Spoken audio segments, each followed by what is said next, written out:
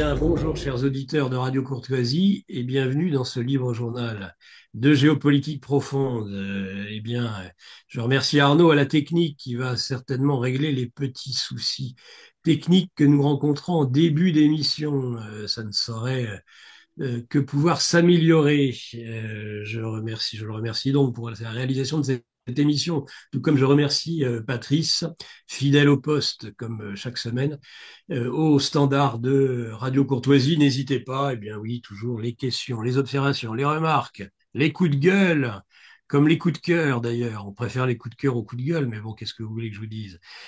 C'est comme ça et on ne refait pas les auditeurs que nous aimons, nos auditeurs, nos chers auditeurs de notre chère radio, bien évidemment de Radio Courtoisie. Alors le thème du jour, Arnaud vient de vous l'annoncer, l'Europe sort de l'histoire. Bah oui, l'Europe sort de l'histoire et puis l'Occident est en plein déclin. Il se disloque même et il se divise, on le voit. Et on a pu le voir la semaine dernière, on parlait avec nos invités, c'était François Martin et Dimitri de Kochko, de Stop Russophobie, et François Martin, évidemment, le géopolitologue. Eh bien, nous parlions principalement du sujet de l'Alaska, du sommet de l'Alaska, de ce qui s'y était déroulé, de cette rencontre qui nous donnait l'impression d'un retour en arrière, plusieurs dizaines d'années en arrière, c'est-à-dire le retour vers un monde bipolaire de grande puissance, de superpuissance, des choses connues. Alors évidemment, pour des personnes de ma génération, ça nous rappelait des souvenirs avant l'effondrement du mur de Berlin. Et je pense que ça rappelle beaucoup de souvenirs où avec le tapis rouge, avec les deux présidents, dans un décor incroyable tel que celui de l'Alaska qui se salue, qui reviennent aussi à la diplomatie, une diplomatie qu'on est désolé d'avoir perdue, hein, quand on voit à la fois cette espèce de mélange d'incompétence et d'agressivité, par exemple, de la diplomatie européenne aujourd'hui, européenne au sens en effet Union européenne, Kajakala, Scandir, ou bien évidemment nos Jean-Noël Barrot tels que nous pouvons les avoir ou séjourner, hein, alors là qui maintenant est vice-président de l'Union européenne, c'est-à-dire des gens qui n'ont aucune compétence en matière de diplomatie. Il faut dire que Macron, dans son œuvre de destruction, a détruit jusqu'au corps constitué des diplomates en France aujourd'hui. Le Quai d'Orsay n'est plus que l'ombre de lui-même. Il perd petit à petit l'ensemble de ses spécialistes. Donc nous avons une diplomatie totalement décousue et puis surtout une diplomatie qui n'est pas digne d'un pays comme la France, pays qui a eu des diplomates comme Talleyrand. Alors vous imaginez Jean-Noël Barrot aujourd'hui, franchement, il y a de quoi sourire. Il y aurait de quoi rire si ce n'était pas triste à pleurer. Donc voilà, le décor, c'est suite à l'Alaska, suite à ce sommet, eh bien, il y a eu les réunions de Washington, la convocation, si j'ose dire, et l'humiliation des États européens qui ont voulu, qui se sont humiliés eux-mêmes, puisqu'ils sont rendus au bureau devant le bureau ovale, à la Maison Blanche, en même temps que voulant chaperonner en quelque sorte leur protégé président périmé, si j'ose dire, puisque constitutionnellement n'étant plus président, qui n'est autre que Volodymyr Zelensky. Donc on a pu assister là à un grand moment aussi de la diplomatie où Trump a cherché eh bien, à imposer un certain nombre de grandes idées dans le cadre des négociations de paix et les Européens, eux, ont fait le maximum, c'est le moins qu'on puisse dire, pour essayer de mettre des bâtons dans les roues à Donald Trump et à Vladimir Poutine, hein, avec les négociations sur les conditions de sécurité qui sont voulues avant toute idée de rétrocession ou d'échange de territoire. Enfin, je vous passe la semaine qui s'est déroulée, qui est une semaine où, encore une fois, les Européens ont montré l'aspect totalement, j'ai trouvé, délétère de leur diplomatie. Et nous en sommes aujourd'hui à une situation de blocage avec le ministre des Affaires étrangères russe, Lavrov, qui dénonce l'absence de volonté d'un échange et d'un sommet entre l'Ukraine et la Russie, tout simplement parce qu'il n'y a pas d'ordre du jour. Alors on peut prétendre vouloir rencontrer quelqu'un, mais quel est l'intérêt sans un ordre du jour, sans avoir préparé de façon minutieuse, évidemment, un sommet? Ça aussi, ça fait partie de la diplomatie, et ça aussi, on semble l'avoir totalement perdu de vue aujourd'hui, les Européens en particulier. Voilà, qui n'ont que comme seule obsession vouloir envoyer des troupes européennes, donc des troupes de l'OTAN sur le sol ukrainien, qui est un casus belli, en tout cas très clairement, et c'est une des raisons d'ailleurs de l'engagement de l'opération spéciale en février 2022. Les Russes ne veulent pas une Rangers de l'OTAN sur le territoire ukrainien. Donc là, vous êtes dans une situation de blocage. Ces imbéciles d'Européens font semblant, essaient de se montrer encore plus bêtes qu'ils ne le sont, en essayant de ne pas le comprendre, ce qui leur est expliqué. Donc on en est à peu près là sur le plan factuel, événementiel de la diplomatie. Moment pour moi de vous présenter l'invité du jour, notre invité, qui n'est autre que Laurent Henninger, l'historien, le membre fondateur du MPC, le mouvement politique citoyen, et c'est lui qui va nous tenir compagnie pendant cette heure et demie, chers auditeurs, dans ce livre journal de géopolitique profonde. Alors déjà, je vais voir si tous les problèmes techniques ont été résolus et le saluer, lui dire bonjour, mon cher Laurent, est-ce que vous m'entendez, est-ce que vous me voyez bien aussi? Je vous vois et vous entends fort bien. Eh Bonjour. ben voilà, et là, c'est au moment même où vous parlez que je vous vois aussi à mon tour. C'est formidable. Pourvu que ça dure. Très bien, Laurent. Alors, Laurent, vous êtes historien, donc je souhaite d'ailleurs, j'ai pas besoin d'ailleurs de trop, à mon avis, insister sur ce point, qu'il y ait toute la profondeur historique dans les propos que vous allez pouvoir tenir. Peut-être nous faire une analyse globale de la situation telle que vous la voyez aujourd'hui en Europe de l'Est, en Ukraine, avec des avancées militaires, certes, côté russe, toujours cette guerre d'attrition, mais comment vous voyez le jeu diplomatique, le jeu géopolitique, géostratégique de chacun des acteurs? Il y en a au moins trois, les États-Unis, la Russie, enfin, il y en a quatre, l'Ukraine et l'Europe. Alors, comment je les vois? De beaucoup de façons.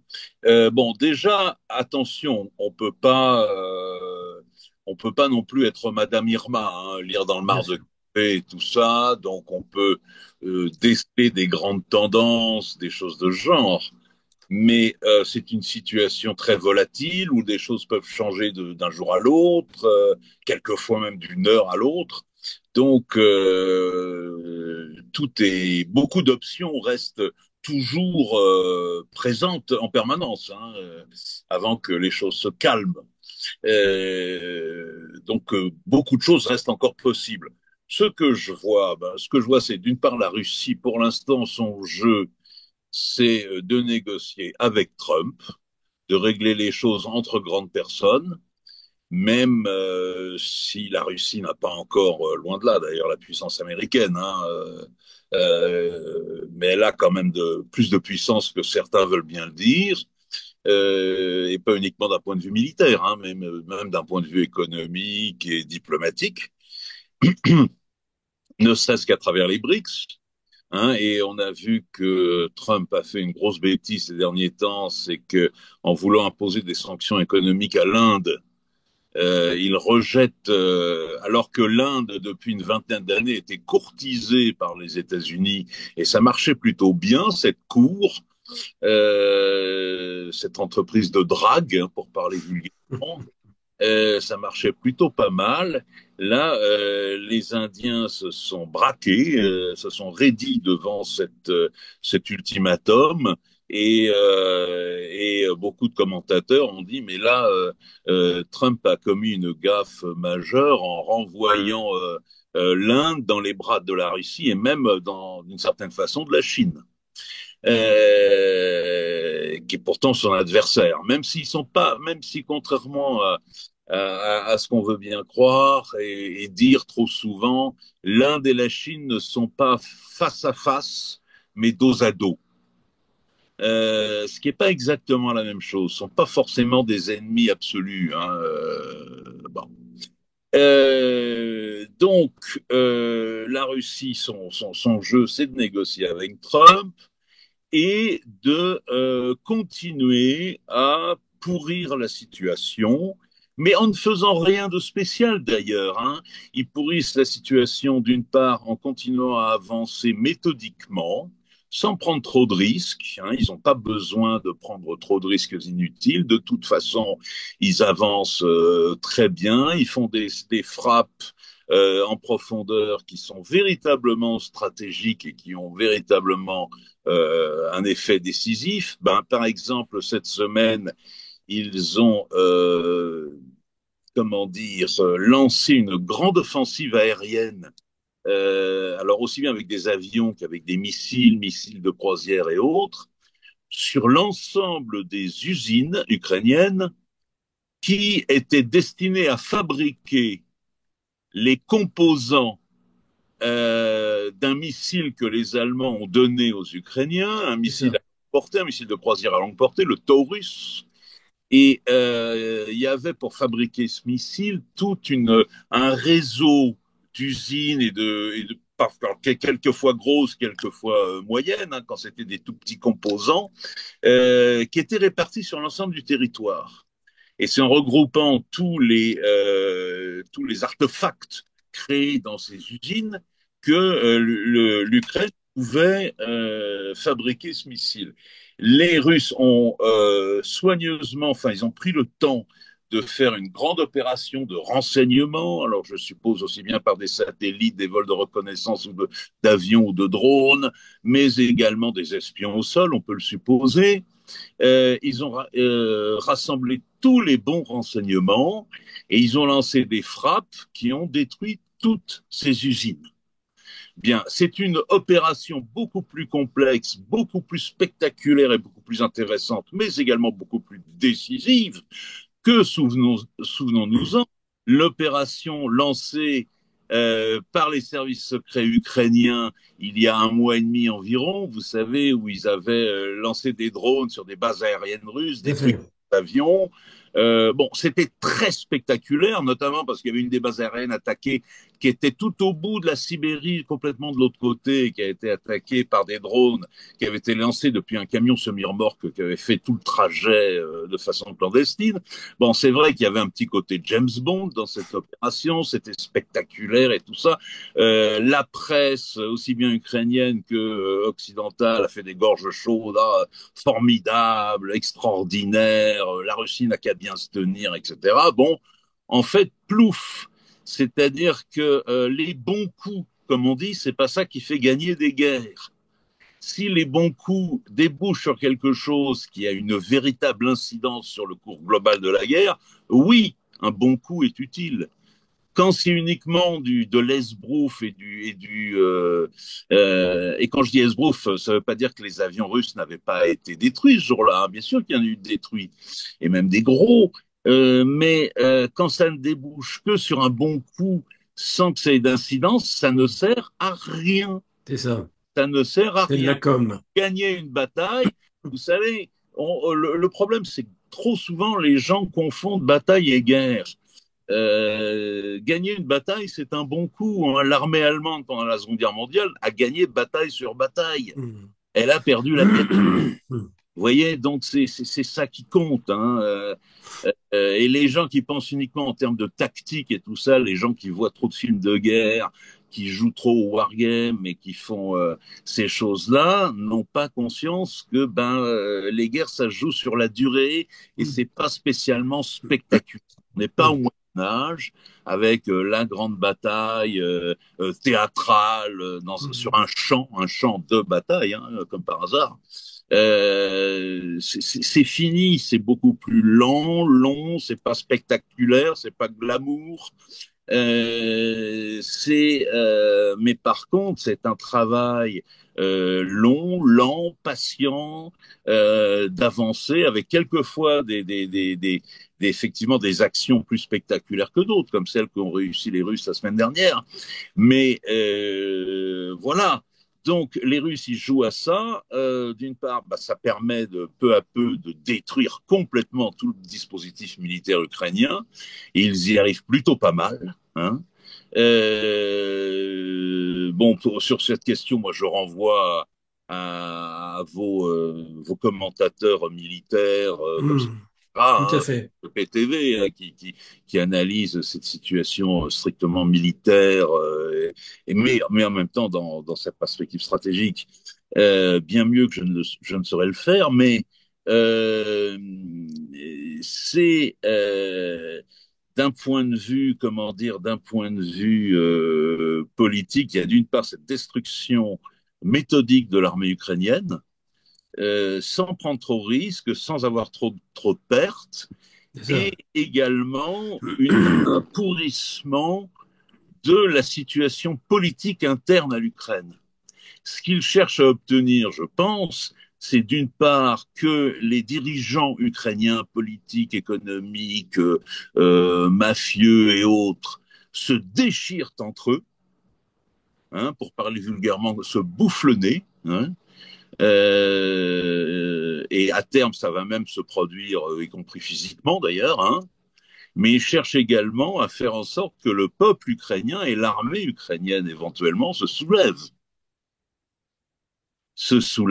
et impose la volonté du peuple ukrainien pour en terminer avec cette boucherie. Alors Euh, justement, en parlant de boucherie, Laurent Henninger, que pensez-vous de cette information qui est sortie suite à un piratage informatique, comme quoi il y aurait eu dans les rangs ukrainiens 1 700 000 morts, et on est bien au-dessus des 200 000, 250 000 reconnus par le régime de Volodymyr Zelensky. C'est lourd. alors, oui, c'est très lourd. Moi, je vais vous refaire une réponse de Normand à la question que Ouais. vous posez. Je vais vous faire une réponse de Normand. Peut-être Euh, ben que oui, peut-être ben que non. Pardon. Peut-être ben que oui, peut-être ben que non. Exactement. Mais déjà, il faut savoir une chose. Pour l'historien militaire, la question des pertes, c'est le cauchemar. Eh, Qu'on oui, analyse la bataille de Marathon entre les Athéniens et les Perses, qu'on oui, analyse la bataille de la Marne, la bataille de Waterloo, la bataille là dans la guerre Ukraine-Russie, la question du calcul précis des pertes, c'est un cauchemar. ah oui, C'est un cauchemar parce qu'il faut avoir les bonnes sources, et ça, c'est pas évident de les avoir. Et puis, d'autre part, si on se fie aux chiffres officiels ou para-officiels de l'un des deux camps, on a tendance à se méfier, et on a hum, raison. Et on a raison. Hein, comme disait je sais plus qui, la première victime à la guerre, c'est la vérité. bien sûr. Donc, moi, je pense, j'aurais tendance à penser, mais ça n'engage que moi, qu'il est possible que ce chiffre soit exagéré Oui, ça reste du domaine du possible, tout à fait. Hein, faut pas l'exclure, mais il reste aussi du domaine du possible et selon moi même du plus que possible qu'il soit réel. qu'il soit réel. Ouais. J'aurais tendance, en risquant de me tromper peut-être, j'aurais tendance à croire que ce chiffre est bon. Vu quoi? Vu le nombre d'obus tirés, vu la puissance de feu Et vu la russe. puissance de feu qui est déployée par les Russes depuis 2 ans et demi maintenant, même 3 ans d'ailleurs, euh, au vu de tout ça, au vu du trauma qu'on commence à sentir dans la population ukrainienne, Oui, euh, euh, au vu des tactiques mises en œuvre de part et d'autre, euh, c'est-à-dire des guerres de position où personne ne veut reculer, moi j'aurais tendance à dire ça reste du domaine du possible. hum. Qu'il y a eu 1 700 000 morts. Pour l'instant, c'est-à-dire qu'il peut y en avoir encore plus tant que c'est pas totalement terminé. Eh Hein. oui, c'est pas fini.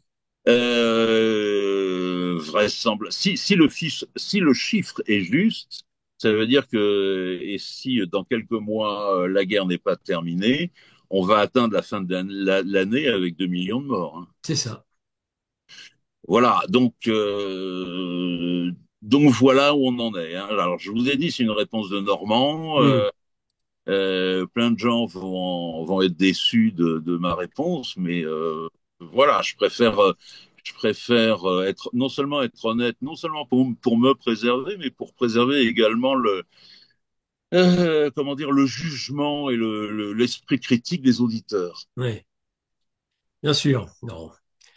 Euh, Alors, mon cher Laurent, j'aimerais un peu, on a parlé un peu de ce que voulait la Russie, on va parler de ce que souhaite, semble-t-il, Trump, c'est-à-dire sortir le plus vite possible, à mon avis, de ce guêpier. Ça paraît très clair.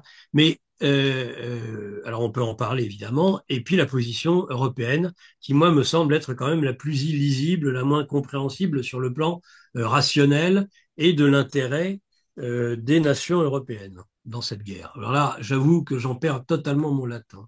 Et tout le monde en perd son latin. C'est normal parce que eux-mêmes l'ont perdu, leur latin. Hmm. Les dirigeants européens qui font tout ce qui crée tout ce chaos, ils sont eux-mêmes, il y a du chaos dans leur tête à eux déjà. Hein. J'ai beau chercher des exemples historiques, je ne trouve pas.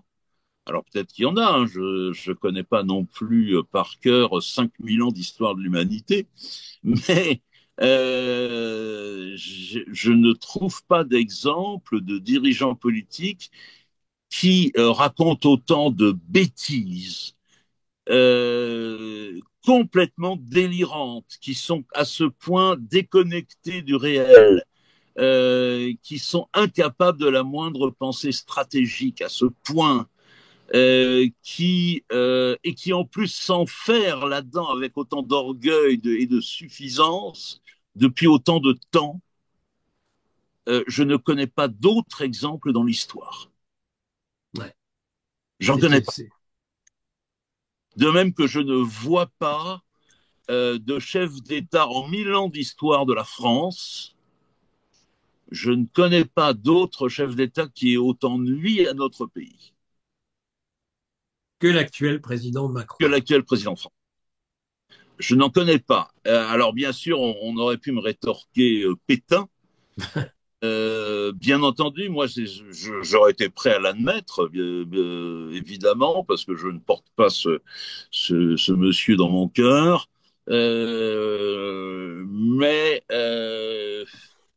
bon, disons que Pétain a quand même fait une chose pire que Macron, c'est le statut des Juifs à Vichy et enfin promulgué par le gouvernement de Vichy, et puis la livraison de populations juives aux autorités allemandes.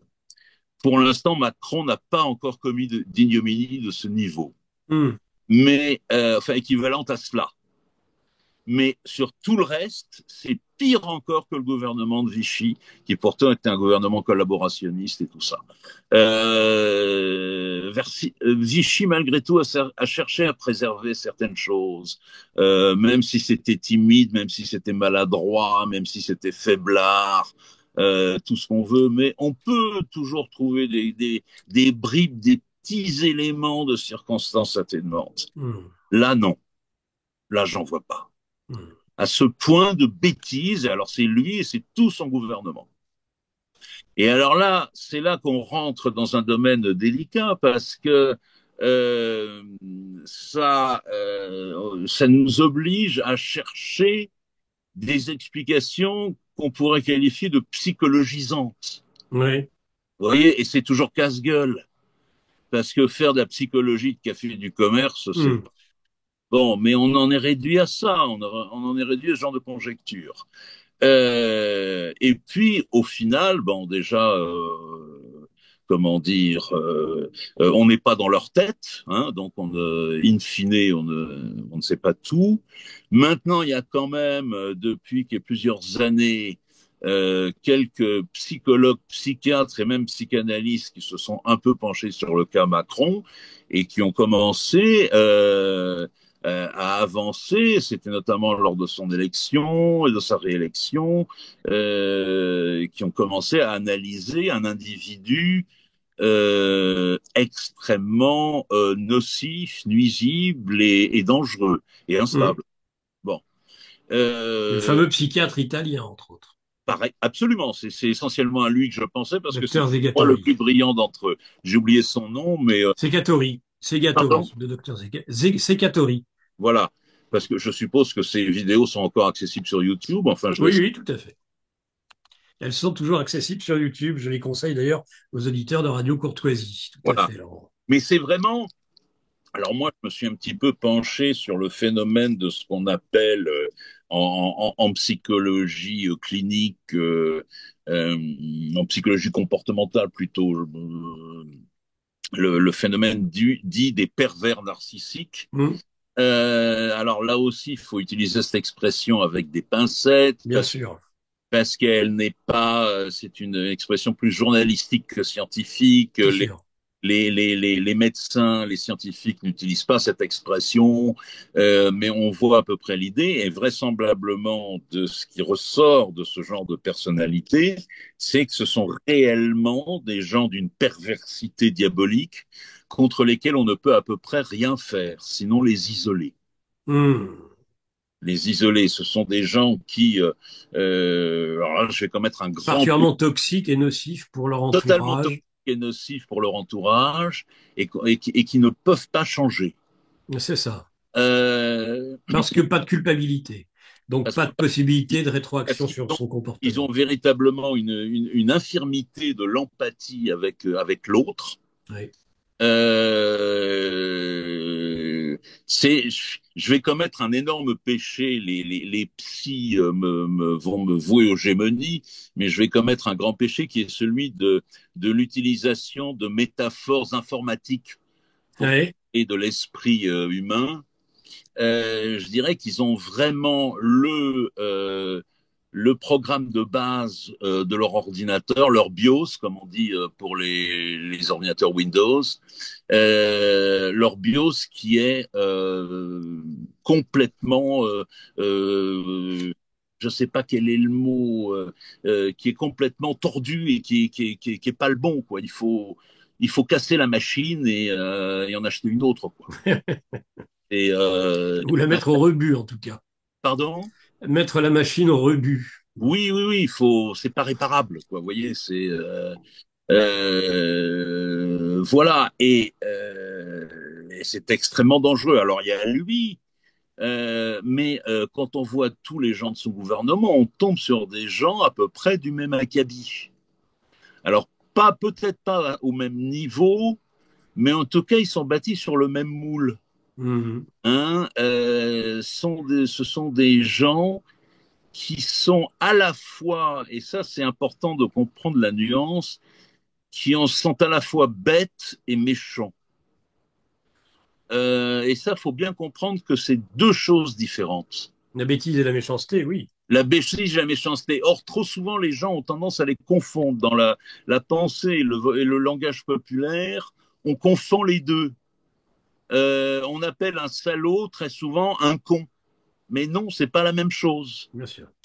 C'est pas la même chose. Il y a des cons gentils. Hein, pour parler vulgairement, voilà, il y a des cons gentils, il y a des cons. Bon. Euh, et mais en fait, là, on a des gens qui sont les deux à la fois. Alors que souvent, c'est considéré comme incompatible aussi. Hein. Mhm.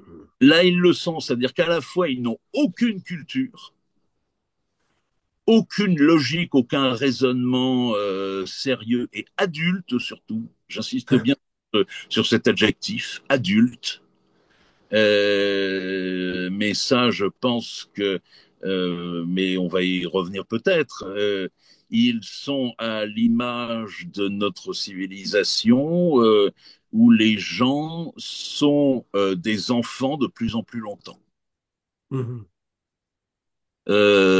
Psychiquement, ça se voit également d'un point de vue physique d'ailleurs. Hein, vous prenez la photo d'un homme de 50 ans en 1950, il aurait l'aspect d'un homme de 70 ans aujourd'hui, ou de Mhm. 75 ans. Hein, et vous prenez l'aspect d'un homme de 50 ans aujourd'hui, d'un homme oui, d'un homme qui a aujourd'hui 50 ans. 50 ans, il a l'aspect qu'avait un homme de 25 ans ou 30 ans en 1950. Ah oui. Vous voyez, il y a une inversion de ce point de vue-là hein, par rapport aux époques antérieures. Et alors, ça se voit physiquement, mais ça se voit également dans la tête. Hein. Ce sont des enfants, c'est-à-dire c'est des enfants. Et qu'est-ce qui caractérise l'enfance par rapport à l'adulte? C'est le déni du réel. Mhm. Hein, je veux un bonbon, même s'il n'y a pas d'épicerie autour, tout est fermé, je veux un bonbon. Et la notion de réel n'existe pas. Vous voyez, c'est l'infantilisme. Autre aspect de l'infantilisme, la suffisance. Ouais. La suffisance, et comme je vous le disais la dernière fois que nous avions parlé ensemble, ce qui est différent de la prétention, hein, la suffisance, Mhm. c'est je me suffis à moi-même. C'est ça. Je ne m'enrichis pas du point de vue de l'autre. Hein. Et puis cette espèce de pensée magique.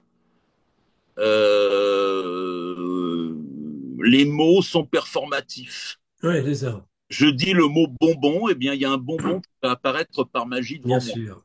Vous voyez Sauf euh, qu'en géopolitique et en diplomatie, c'est pas comme ça que ça marche. eh non, eh non. C'est la suffisance, la morgue. Alors, on comprend que les Russes, qui sont pas du tout comme ça, hein, les dirigeants russes, on comprend qu'ils ont envie de rire. Hein.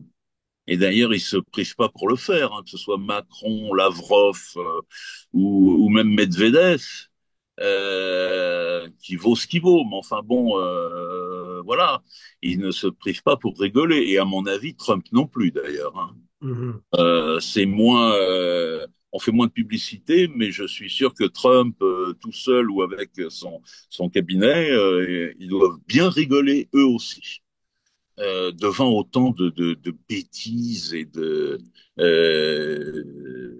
bêtises et de méchanceté en plus. Euh, c'est-à-dire, ce sont des gens qui se sont construits un film avec des mensonges dont ils savaient que c'était des mensonges, puisque c'est eux qui les forgeaient et qui les répandaient. Ils se sont construits un film, mais ils ont fini par croire à ce film. Ils ont fini par y croire. Bon, ce sont des gens, mais ce sont des dangers publics. Ce sont des dangers publics. Et ce qui est fabuleux, c'est qu'il y a, pour le coup, il y a du ruissellement. C'est-à-dire que tous les gens en dessous d'eux finissent par penser et parler et dire la même chose qu'eux. Ah bah ça, on le voit avec Macron. Avec Macron, c'est typique. Vous voyez? Mais moi, je vois des gens qui sont macroniens, etc., etc. Ils ressortent tous les tics, les propos, les façons de faire, les réactions, etc., de Macron et de son gouvernement. C'est terrifiant. C'est terrifiant. Vous voyez? La dernière en date pour Macron, c'est revenant de Washington, les propos tenus à l'encontre de Vladimir Poutine. C'est un prédateur, c'est un ogre à nos portes.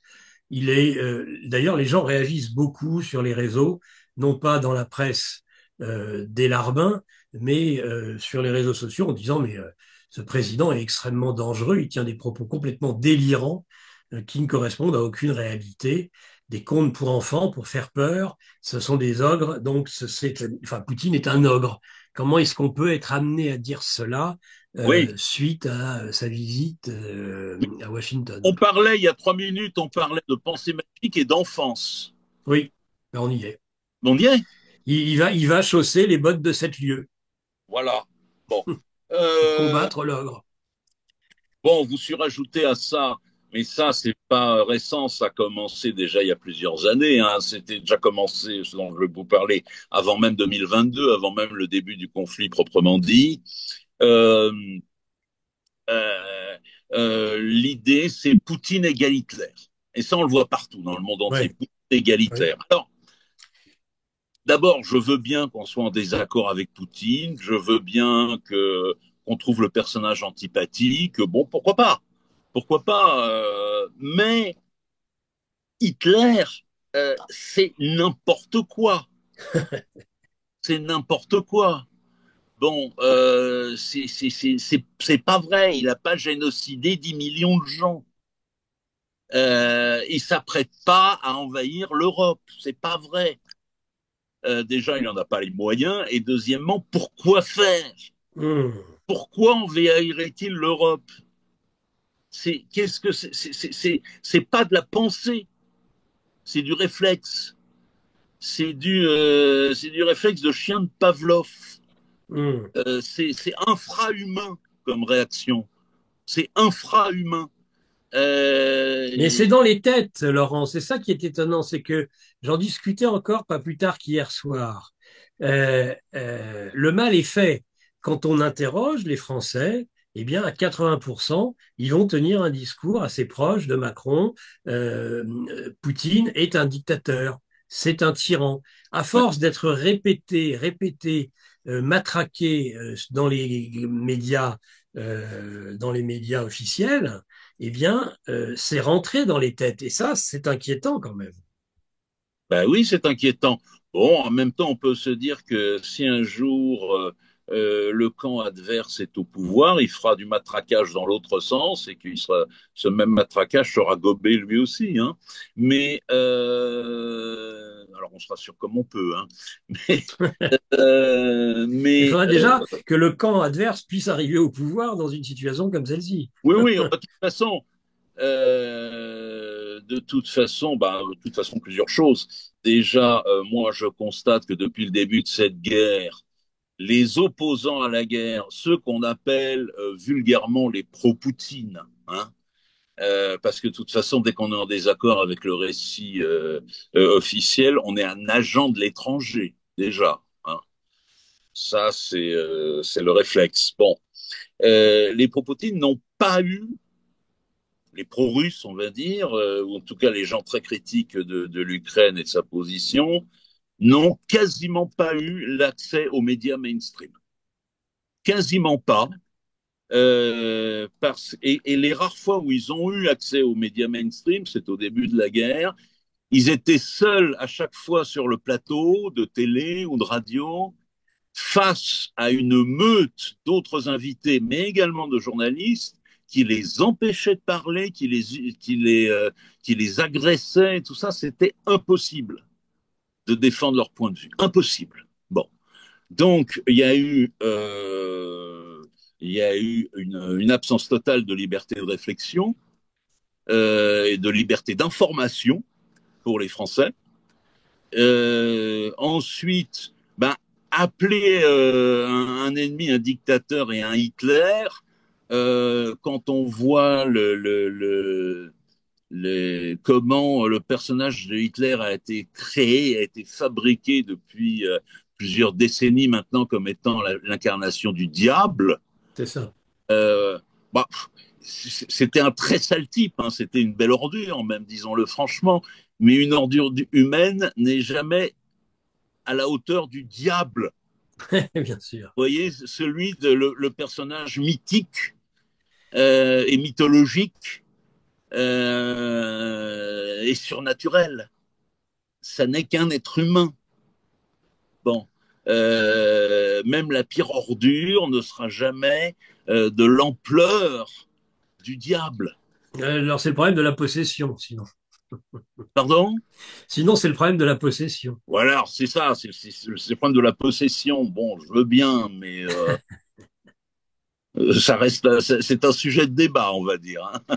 Qui d'ailleurs nous concerne peut-être plus, nous, avec notre chef de l'État, que le chef d'État russe, hein, au demeurant. Ah oui, ça c'est certain. Et puis enfin, excusez-moi, je veux bien que Poutine ne soit pas un politicien doux et gentil et comment dire hyper démocratique comme pouvait l'être un social-démocrate scandinave dans les années 60. Hein. Je veux bien qu'il soit pas comme ça, c'est vrai. En même temps, pour paraphraser quelqu'un, en matière de déni de démocratie, il a été élu par une majorité d'électeurs Hmm.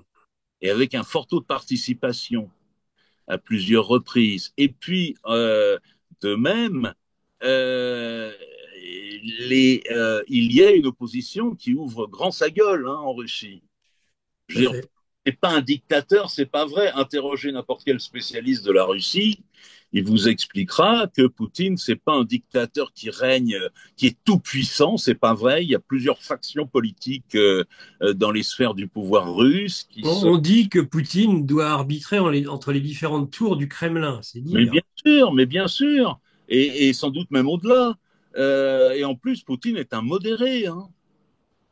Qu'est-ce qu'on aura après lui? On se plaint de C'est ça. Poutine, mais qu'est-ce qu'on aura après lui? Bon, c'est un modéré, il doit arbitrer, c'est pas un dictateur tout puissant qui a tous les pouvoirs et qui peut faire assassiner des gens selon ses caprices. C'est pas vrai. Il y a des forces extrêmement puissantes en Russie, notamment des forces économiques et financières puissantes qui ne peut pas pleinement dompter.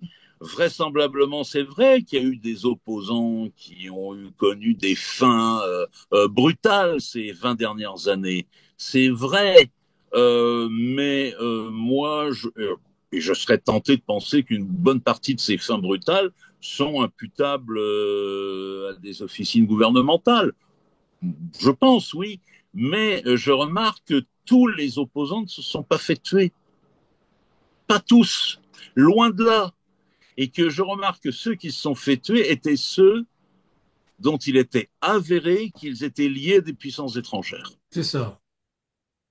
Un opposant russe sincère et même violent, enfin violent, véhément, on va dire, dans ses propos, mais qui n'est pas lié à une puissance étrangère, eh ben, il va pas se faire assassiner. Hein. En tout cas, pour l'instant, non. Et puis, quand on voit en France le nombre d'assassinats bizarres qu'il y a eu depuis quelques mois, hein, Oui. vous voyez Qui n'étaient pas liés à des puissances étrangères, eux. non, non, ils n'étaient pas liés à des puissances étrangères, eux, oui, comme vous dites. Le nombre d'assassinats étranges qu'il y a eu, y compris de généraux ou d'anciens généraux en retraite, Général de Lavarde. quand on voit le manque de liberté d'expression qui existe dans les médias, Total. alors, pas seulement dans les médias mainstream, mais même quand on voit la guerre qui est faite aux médias non mainstream, Oui. hein, regardez les soucis qu'a TVL depuis quelques mois, hein, Mhm. pour ne citer que, hein, regardez à la mésaventures qui vous est arrivée à vous-même. Hein, il y Mhm. a 3 semaines, vous voyez des choses de genre. On dépasse la Russie. Hein, on dépasse la Russie largement. Voyez la façon dont Macron a été élu la première fois. Ça a été un hold-up. Un hold-up et un tour de passe-passe tout à la fois. Il a été élu par 20% des électeurs. Oui. C'est-à-dire qu'il est ultra minoritaire. C'est un tour de passe-passe, c'est une escroquerie. Bon, voilà. Donc de ce point de vue-là, c'est Je pourquoi. pensais à une personne qui est une opposante très virulente à Poutine et qui, en effet, peut exercer son rôle et sa fonction d'opposante. Vous avez, par exemple, la fille d'Anatoly Sobchak, Ksenia Sobchak, qui était présente à l'avant-dernière élection présidentielle russe et qui est une représentante un peu des libéraux qui ne pèsent pas très lourd, il faut dire, en Russie, et qui peut jouer son rôle d'opposante. Elle n'est pas liée à des puissances étrangères, elle incarne le courant libéral aujourd'hui beaucoup plus que d'autres qui en effet ont mal fini. Voilà. Regardez le Parti communiste en Russie qui est Alors puissant. totalement. Je l'ai interviewé. J'ai interviewé en allant en Russie le vice-président du Parti communiste. Alors ce ne sont pas les communistes occidentaux et par exemple français. C'est Non, non, sûr que c'est pas woke LGBT. non, non, on est Ça, c'est d'accord. pas ce communisme-là. Mais ce sont Non, des non. communistes. Ce sont des communistes, oui, Ah oui, oui, oui, issus de l'ancien Parti communiste de l'Union soviétique. totalement. Bon, alors ils sont tout à fait sur la ligne Poutine sur certains domaines.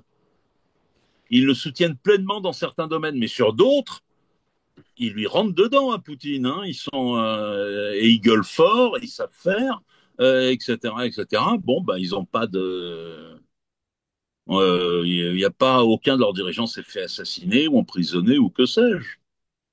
Hein. Enfin, à ma connaissance. Bon.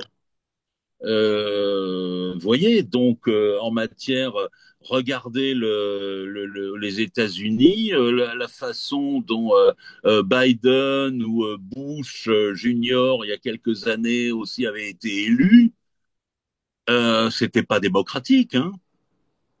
C'était pas démocratique du tout, même. Bon, c'était plus démocratique en Russie, hein. C'est vous dire. C'est vous dire. Donc, on a l'impression de voir des gens qui reprochent à un voisin d'avoir une paille dans l'œil, alors qu'eux, ils ont une poutre. C'est ça. Et ça passe crème, comme on dit dans le langage populaire. Ça passe crème. C'est ça. C'est ça qui est, à mon avis, Laurent, le plus ennuyeux. Je vous propose, Laurent, nous allons prendre 30 secondes pour un petit bobino, et puis on va se retrouver sur Radio Courtoisie dans ce livre journal de géopolitique profonde tout de suite après ça. N'hésitez pas, répondez aux questionnaires, allez sur le site de Radio Courtoisie, sur la grille des programmes, sur la programmation à la rentrée de Radio Courtoisie. Radio Courtoisie est une radio associative, c'est votre radio. Donc profitez-en pour aller bien donner votre avis pour que eh bien, Radio Courtoisie ressemble le plus possible à ce que vous aimez, ce que vous souhaitez pour votre chère radio. C'est essentiel, chers auditeurs, d'aller jeter un coup d'œil ou de demander en effet le formulaire afin de donner vos avis sur la grille des programmes de Radio Courtoisie. C'est tout comme, eh bien, il faut aider, contribuer évidemment à la vie de Radio Courtoisie. C'est un élément essentiel. Et les dons, c'est cette façon que Radio Courtoisie a de vivre. C'est ce qui fait son indépendance. On parle avec Laurent Henninger depuis tout à l'heure des médias, de médias qui finalement ne respectent pas les médias officiels, je dirais la liberté d'expression. Eh bien, pour qu'il y ait cette liberté d'expression, ce foisonnement d'ailleurs où tout le monde n'est pas d'accord, où un patron d'émission ne va pas nécessairement avoir exactement la même connotation politique qu'un autre, mais en tout cas c'est un esprit, c'est cet esprit de liberté du pays réel, de la francophonie, qu'est Radio Courtoisie. Alors, pour que cette radio puisse continuer à vivre, eh bien voilà, vous avez ces rappels, ces petits bobinaux qui sont importants. Voilà. Donc, n'hésitez pas à répondre à cette enquête. Laurent Henninger, pour continuer donc, dans ce livre journal de géopolitique profonde, peut-être une ou deux affirmations, remarques, observations d'auditeurs. Un auditeur, Vladimir Poutine et donc la Russie ont été profondément blessés par les trahisons des Occidentaux. Ils ont bien raison de ne plus leur faire confiance, absolument. On ne peut pas faire confiance à des tordus, voire des malades. Ça, c'est un auditeur de Radio Courtoisie qui ne mâche pas ses mots. Une auditrice qui nous dit, Nicolas, bonjour Nicolas, bonjour monsieur votre invité à la belle voix. Eh bien, Nicolas a dit que nous sortions de l'histoire. Mais pour aller où? Dans le néant? Bah, ouais, pourquoi pas, oui, entre autres dans le néant. C'est bien la crainte que nous pouvons avoir. Et avec Macron, nous avons un pied au bord du précipice, nous dit cette auditrice. Si vous voulez commenter les quelques remarques de nos auditeurs, Laurent Henninger, avant de continuer ce développement. Écoutez, est-ce qu'on rentre dans le néant? Là encore, je ne sais pas. Est-ce que l'Occident sort de l'histoire? Bon, ça, c'est une formule qui est intéressante, mais qu'il faut critiquer, c'est-à-dire au sens décortiquer, hein, Bien critiquer, sûr, bien sûr. nécessairement dire du Eh mal. ben, c'est vous avez l'occasion vous est donnée justement à cette Voilà. critique, Laurent. Je pense pas que l'Occident sorte de l'histoire stricto sensu. Euh, alors, sauf catastrophe, et qui reste parfaitement possible, hein. Et même en cas de catastrophe, elle rentrera au contraire dans l'histoire la plus trépidante, hein, à sa façon. Euh, bon, l'Occident, il faut regarder les choses calmement, si toutefois c'est possible. Parce que des fois, on se le demande, hein. Moi-même, il m'arrive de me poser des sérieuses questions. Mais il faut essayer de garder la raison. L'Occident a quand même déjà un magnifique palmarès, un magnifique patrimoine. Et c'est non seulement le patrimoine, je pas simplement au sens, comment dire, les cathédrales et tout ça, bien sûr, hein, mais un patrimoine humain, un patrimoine intellectuel, un patrimoine civilisationnel. Bon, ce qui ne veut pas dire que l'Occident soit composé d'anges. C'est pas vrai. On n'est pas des anges, hein. On n'est pas des démons non plus. Encore une fois, il faut arrêter de penser en termes de catégories surnaturelles. Hein, on est des êtres humains, donc on n'est pas des êtres surnaturels. Hein, des êtres humains, bah, comme avait dit, je ne sais plus quel penseur catholique, là où il y a de l'homme, il y a de l'hommerie. Bon, on est capable, comme tous les êtres humains, de faire des choses merveilleuses. On est capable aussi de faire des saloperies. Et dans notre histoire, on a fait les deux. Voilà. Il s'agit pas d'en être fier, il s'agit pas non plus d'en avoir honte, c'est comme ça, voilà. Il s'agit pas de battre sa coulpe. L'Occident, moi je vois depuis 5 siècles, depuis la Renaissance, il a produit un appareil intellectuel, philosophique, avec un développement de l'esprit critique absolument formidable, un appareil politique et social formidable aussi, même s'il y a beaucoup de points noirs également. Mais moi, je constate une chose, c'est l'historien qui vous parle. Je ne connais pas d'autres régions du monde qui ont connu en 1000 ans autant de révoltes populaires que Oui. le Occident. Regardez l'histoire médiévale et ce qu'on appelle également l'histoire moderne, c'est-à-dire de la Renaissance au XVIIIe siècle. L'histoire de l'Europe occidentale, en tout cas, est jalonnée de révoltes populaires, quelquefois très violentes, souvent noyées dans le sang, mais pas toujours, et qui, même quand elles sont noyées dans le sang, font réfléchir les dirigeants. Toujours. Et ça crée, de fait, au bout d'un moment, ça crée une forme d'équilibre des pouvoirs, Mm. même s'il est imparfait, même s'il est instable. Là où la plupart des autres civilisations, c'est la tyrannie, la dictature, etc. Bon. Alors, il y a des exceptions, bien sûr, il ne faut pas être aussi caricatural que ce que je viens de dire, mais vous prenez le monde chinois, par exemple, il a connu des Mhm. révolutions tout au long de ces 1000 dernières années. Hein, mais il y a ça, bon, déjà. Je pense que c'est quelque chose qu'on peut faire remonter à la plus lointaine Antiquité, c'est-à-dire au Néolithique et à l'âge de bronze. Je constate que dans les mythologies des peuples indo-européens, il y a une tradition de se moquer des dieux. Mhm. On se moque des dieux, on rigole d'eux, etc. Alors, quelquefois, on le paye cher, d'ailleurs. Mais, mais vous prenez la mythologie grecque, la mythologie romaine, la mythologie celtique, nordique, etc. Il y a toujours des histoires de mortels qui jouent des bons tours aux dieux. Oui, oui, bien sûr.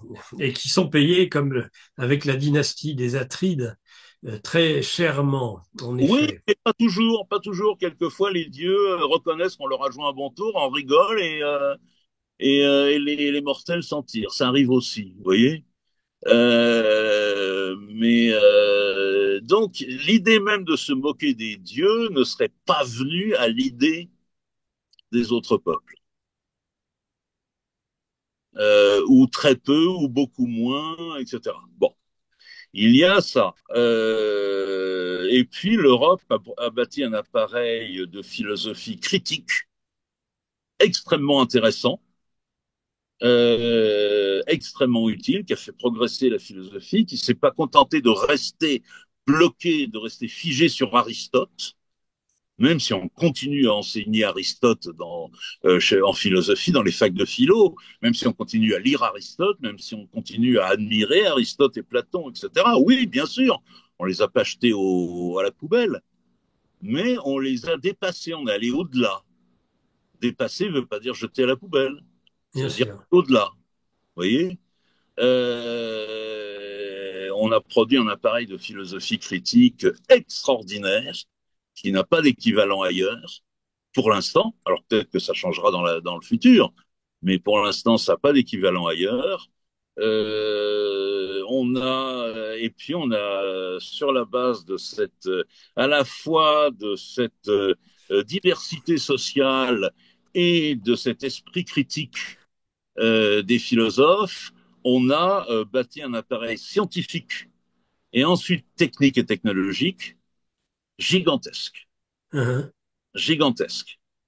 Bon, vous prenez un sujet que je connais pas trop mal parce que je suis au départ historien militaire et historien militaire de la Renaissance en plus, donc sur l'introduction des armes à feu.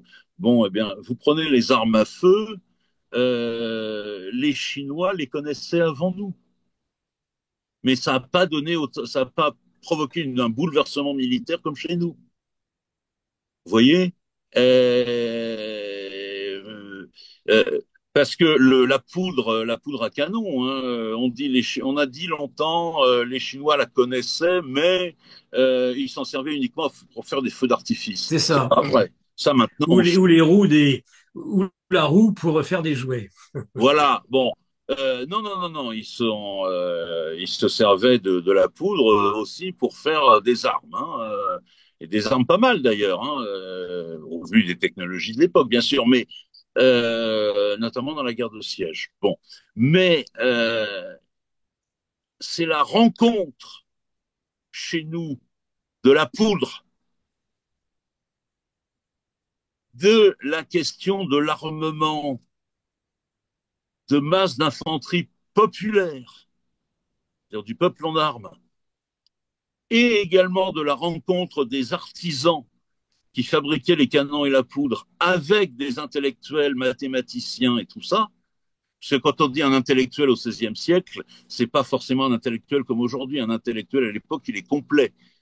Il connaît la poésie, la littérature, la philosophie, mais il connaît également les sciences et les techniques. Hein. Regardez Léonard de Hmm, Vinci. C'est l'exemple qu'on cite tout le temps, mais c'est le plus tout à célèbre. fait. Mais ils sont tous comme lui, hein, à l'époque. Bon. Eh ben, c'est la rencontre de ces trois qui a produit l'arme à feu telle qu'on la connaît, c'est-à-dire une arme mobile, qui n'est pas uniquement une arme de siège, qui n'est pas uniquement une arme de grands puissants, mais également qui est capable de produire des armes légères, faciles d'emploi et utilisables facilement par des milliers de gens, ce qui est un égalisateur social extraordinaire. Bon. En Chine, ils l'ont pas produit. Non. Vous voyez? Et puis, il y a eu un quatrième élément qui a joué considérablement, c'est le capitalisme à ces époques-là. L'économie capitaliste et le côté entreprenant des marchands et des banquiers, surtout des marchands au 15e, 16e, 17e siècle et 18e, qui a été un moteur extraordinaire extraordinaire. Sur la question du capitalisme, il y a des débats, des engueulades, souvent stériles d'ailleurs, un peu partout. Le capitalisme serait le plus efficace de tous les systèmes. C'est pas vrai. Il est très efficace dans plein de domaines, mais pas dans tous les domaines ni tout le temps. Il a aussi comment dire, des angles ou des domaines ou des secteurs dans lesquels il est moins efficace que d'autres systèmes. Mais en revanche, s'il y a une qualité et une seule, et une supériorité et une seule du système capitaliste tel qu'il s'est développé autrefois, parce que je pense que c'est plus le cas maintenant, euh, Mhm. loin de là d'ailleurs, tel qu'il s'est développé pendant plusieurs siècles, c'était l'énergie. C'était un système qui possédait une énergie, et encore une fois, pour employer le vocabulaire populaire, une niaque, vous voyez, un mordant absolument extraordinaire, sur lequel il surpassait tous ses concurrents. Oui, Bon, maintenant, on a eu tout un tas d'avantages, on a produit tout un tas de choses, une pensée rationnelle, la pensée scientifique, etc., etc. Euh, sur lequel beaucoup de civilisations n'arrivent pas à déboucher. Hein. Alors on pourra toujours me citer des individus qui sont capables dans ces civilisations-là, de pensée scientifique et tout ça. Oui, mais ce sont des individus épars. C'est pas suffisamment répandu encore chez eux, vous voyez. Euh, donc, c'est ça, ce patrimoine, cet apport de l'Occident. Je pense qu'il oui. restera.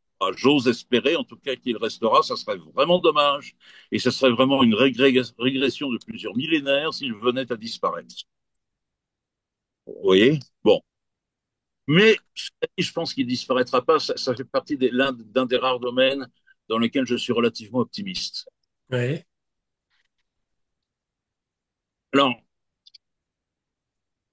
revenons à cette idée de sortir de l'histoire. oui, Euh, Là encore, sortir de l'histoire, non, je pense pas. Euh, Simplement, il faut relativiser. Pendant plusieurs siècles, on avait une telle supériorité sur le reste du monde qu'on pouvait apparaître comme étant seul. Les autres étaient quantité négligeable. Vous voyez? Maintenant, il y a plein d'autres secteurs du monde qui se développent, qui acquièrent de la puissance, etc. Donc, c'est vrai qu'il va falloir apprendre à partager. Soit, mais dans un monde vraiment civilisé, le partage ne veut pas dire forcément, mécaniquement, nécessairement, que tout le monde, que certains membres de cette communauté soient lésés, pas nécessairement. Euh, le fait que la Chine et l'Inde puissent, ou le Japon, ou la Corée du Sud, ou des pays comme ça, aient voix au chapitre à l'ONU, ça n'a pas retiré quoi que ce soit à la France, à l'Angleterre, aux États-Unis, hein, à ma connaissance. Hein, ça a rien retiré, au contraire. Bon, donc il va falloir à commencer à apprendre qu'on n'est pas tout seul. Bon, mais ça aussi, ça fait partie de l'entrée dans le monde des adultes. Hein. mhm, L'enfant, il pense qu'il est tout seul. Il est seul avec son papa et sa maman qui le dorlote, qui le chouchoute, etc. Bon, ben, il arrive à l'école, il s'aperçoit qu'il n'est pas tout seul. Euh, Même chose au collège et au lycée. Bon, et puis dans le monde adulte, il s'aperçoit qu'il n'est pas tout seul et qu'il faut penser comme un adulte. Bon, ben là, c'est pareil. Euh, donc, si sortir de l'histoire, c'est apprendre à partager, parce qu'il y a d'autres nations et d'autres associations qui ont voix au chapitre, bah, non, d'abord, c'est pas dommage, c'est pas dangereux en soi, et c'est pas nécessairement pour nous la marque d'une obligatoire et d'une inévitable sortie de l'histoire. Pas nécessairement.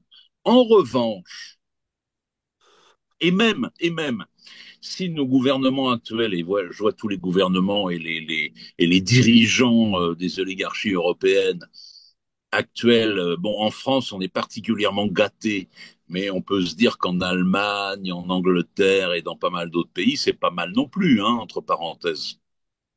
Ça atteint pas, à mon avis, le degré de délire de la Macronie. Mais mhm. bon, ils sont derrière, mais pas, ils sont pas à 30 kilomètres derrière. Hein. Vous voyez, On peut imaginer que ces gens-là soient balayés un jour par des élections ou autre chose, et puis que d'autres arrivent et redressent un peu la barre. C'est faisable. En théorie, c'est faisable. Maintenant, ils ont fait tellement de mal et ils vont continuer à en faire qu'ils peuvent peut-être nous entraîner dans des catastrophes, comme des guerres civiles. Et ça, je vois pas mal de commentateurs internationaux, d'intellectuels, de gauche ou de droite d'ailleurs, hein, aux États-Unis, en Angleterre, dans plein de pays, qui disent on court à la catastrophe et à la guerre civile. Oui, S'il y a une guerre civile, là encore une fois, c'est l'historien qui parle. Les guerres civiles, ce sont... Alors déjà, la guerre est une catastrophe, mais la guerre civile, c'est une méta-catastrophe pour tout le monde. oui, Et même s'il y a un vainqueur. Regardez, même l'Espagne de Franco, elle a mis 20 ou 30 ans avant de se relever pleinement de la guerre civile de 36-39.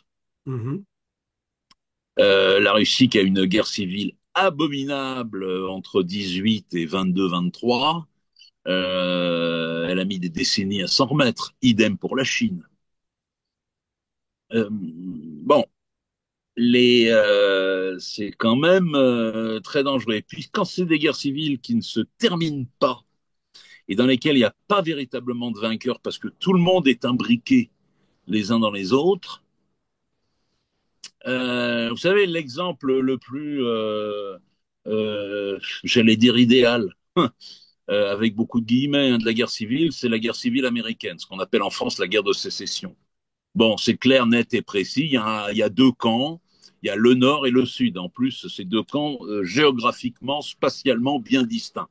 Donc, quelque part, les choses sont simples. Bon. Les choses sont simples. Et une fois que la guerre est terminée, ben, même là, l'Amérique va mettre du temps avant de s'en remettre. Bon. oui. Mais imaginez une guerre civile abominable et d'une complexité et d'un chaos, et pour parler vulgairement, complètement bordélique, comme l'a été la guerre civile syrienne dans les années 2010. Ah, Vous voyez, où il y avait 50 camps différents, pas deux, il y avait 50 camps différents qui se tiraient dessus tous les uns sur les autres, qui étaient totalement entremêlés. Hein. Spatialement, vous regardiez une carte de la guerre civile syrienne en 2013 ou 2014, il y avait des taches de couleurs, vous savez, de toutes les factions. C'était des petites taches de peinture partout, différentes. Vous voyez? mhm. Euh, Là, c'est beaucoup plus. Je pense que la Syrie, là, pour l'instant, elle va peut-être mettre un siècle à s'en remettre. Mhm. Ou en tout cas Si elle s'en remet, parce que on peut craindre minimum. pour la Syrie la dislocation et le partage d'ailleurs entre puissances de son territoire, hein. Et voilà, voilà.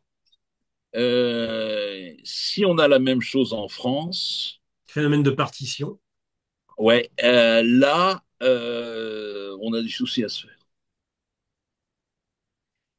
Et là, la France et toute nation européenne qui suivrait le même cours aurait du souci à se faire en matière de sortie de l'histoire, au moins provisoire. Après tout, la Chine est bien sortie de l'histoire pendant 2 siècles. Hein. Je rappelle que l'économie de la Chine impériale était la première économie du monde jusqu'au XVIIIe siècle. Tout au long de l'Antiquité et du Moyen Âge, la première économie du monde en puissance, en volume et tout ça était l'économie chinoise. Même les Romains étaient au courant. Ils étaient à 10 000 kilomètres de là, ils étaient au courant et ils en rêvaient, pour ne pas dire qu'ils en bavaient d'envie. Vous voyez, d'avoir accès au marché chinois. Bon. Et pas uniquement pour la soie, hein, pour tout. Et pareil, pendant tous les siècles qu'on suivi, pendant les 2000 ans qu'on suivi, ou les 1500 ans qui ont suivi la chute de Rome, les Occidentaux n'ont cessé de rêver à la Chine.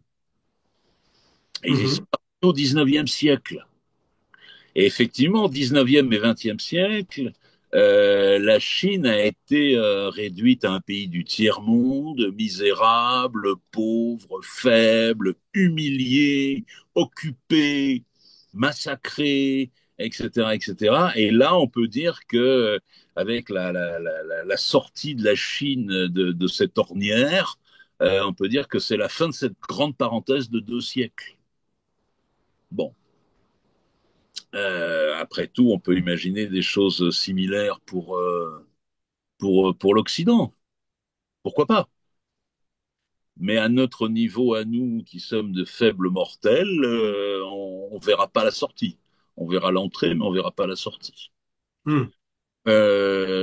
Bon, maintenant, il y a aussi... alors, on m'objectera la question de la démographie, de la crise démographique. C'est vrai que c'est une vraie question. Et c'est vrai que tous les pays développés maintenant connaissent une crise démographique. Et pas seulement l'Europe.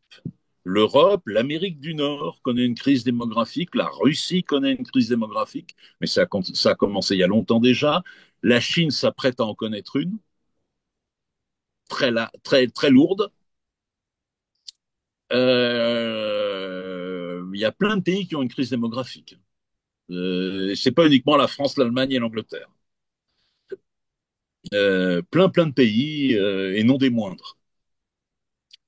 Je connais pas la situation du monde indien, mais je ne pense pas qu'ils soient en crise démographique. Je peux me tromper. Alors là, peut-être qu'un auditeur pourra nous renseigner. Euh, le monde musulman, il n'est pas en crise démographique, mais il est plus non plus en phase d'expansion délirante qu'il a pu connaître. Ils ont entamé ce qu'on appelle la transition. Une bonne partie des pays du monde musulman ont entamé une transition démographique, c'est-à-dire une, euh, un- une entrée dans des courbes et dans des taux d'accroissement de la population qui sont, je dirais, de type occidental d'il y a 30 ou 40 ans, Mhm. y compris l'Algérie d'ailleurs. L'Afrique, non. L'Afrique n'a pas, ou très peu, entamé sa transition démographique. Euh, L'Amérique latine, je ne sais pas dans quel état elle est. Mais oui, il y a une crise démographique. Mais dans l'absolu, je dis bien dans l'absolu, hein, l'absolu n'est pas le réel. Dans l'absolu, c'est pas forcément une catastrophe, cette crise démographique. Parce que, à la limite, avec la robotisation, avec tout ça, ben, on n'a pas besoin non plus de milliards et de milliards et de milliards d'êtres humains. Hein. C'est Euh, ça. donc, la civilisation humaine peut très bien prospérer sans être aussi nombreuse. D'où Euh, certaines tentations de dépopulation, je le crains aujourd'hui. Oui, mais le problème, c'est que c'est toujours pareil. Un phénomène qui, dans l'absolu, est neutre, quand il est mis en œuvre et dirigé et guidé par des mauvaises personnes, qui sont à la fois bêtes et méchantes, ça donne des catastrophes. Vous voyez? C'est ça le problème. Mhm. C'est là où est le problème. Mhm. Euh, Laurent, des auditeurs qui réagissent, qui sont nombreux à réagir sur l'ensemble des thèmes abordés. Par exemple, cette auditrice qui note, eh bien, justement, le mal qu'a pu faire Emmanuel Macron à la France. Elle parle beaucoup du Rivotril, de la vaccination obligatoire, de la violence sur les populations, telles que les gilets jaunes, les 1 000 milliards de dettes supplémentaires, bien la suspension ces soignants non vaccinés pendant 2 ans, le menace de guerre nucléaire, l'insécurité, le record mondial d'impôts, la destruction des services publics, le niveau d'enseignement en recul, la perte de souveraineté, le non-respect du référendum de 2005, l'organisation de la censure médiatique, la chasse aux sorcières sur les lanceurs d'alerte, la stigmatisation des opposants. Bon, ben, le voilà rhabillé pour l'automne et l'hiver, Emmanuel Macron. Un auditeur qui élogieux l'auditeur. Merci, cher Nicolas, d'inviter Monsieur Henninger. Nous avons besoin de ce type d'analyse brillante pour comprendre les guerres actuelles. Question, comment gagner la guerre? Dans le passé, on écrasait l'adversaire, on l'avilissait au point que le goût de recommencer lui passait. C'est peut-être aujourd'hui l'horrible logique de Netanyahou, par exemple, mais comment la Russie peut-elle gagner, sachant que l'Ukraine et nos dirigeants revanchards n'entérineront jamais la paix? Mais là, encore une fois, c'est un point qu'on avait abordé tous les deux la dernière fois que vous m'aviez invité à votre micro sur GPTV, hein, il y a Hum, 3 ans environ. Je pense que la guerre en Ukraine va continuer encore des années. Alors, pas la guerre militaire qu'on oui, voit actuellement, hein, je pense que ça va se calmer tôt ou tard. En revanche, je pense qu'il va continuer une guerre larvée pendant des années à coup de terrorisme fait par les Ukrainiens en Ukraine, en Russie et peut-être même en Occident, parce qu'il y a toute une partie des fractions politiques ukrainiennes qui sont composées de dingues, euh, hum, de psychopathes, et qui doivent se dire les Occidentaux sont des lâches, sont des lavettes, sont des traîtres, ils nous ont vendus, ils nous ont lâchés, ils vont le payer. Hein. Je ne serais pas étonné que ces gens-là aient envie pendant des années de faire des attentats en Russie, y compris contre des civils, des attentats bien crades, bien dégueulasses, oui, euh, sur des immeubles d'habitation, sur des trains, sur des bateaux civils